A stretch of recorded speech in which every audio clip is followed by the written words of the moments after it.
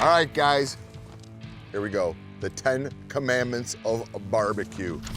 Barbecue is a method, not a sauce. It is the technique that you cook the meat in. Sauce is an addition to barbecue, but does not make barbecue. Method makes barbecue.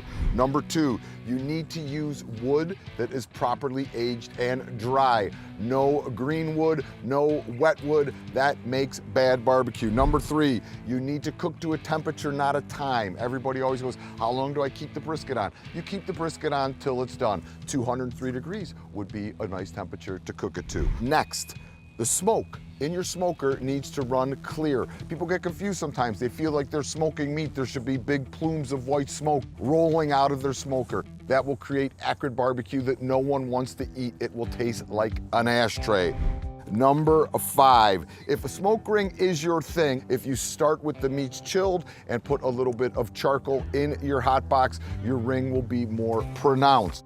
Number 6, meat takes on smoke to 140 to 150 degrees. After that, it is all about maintaining your heat and getting your meat tender.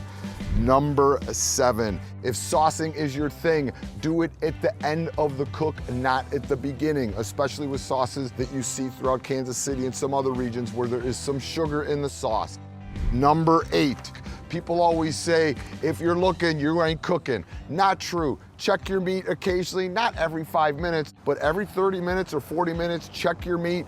See how things are going. If you need to move your meat around the smoker, that is completely okay. You need to look to cook. Number 9, go lighter on your rub than you think. People think they made this rub, they're gonna pour so much on the meat and it is gonna make it better. It just overpowers everything and turns into a mess. Also, you don't need to rub in your rub. Go high from above, sprinkle it across the meat, everything will be okay.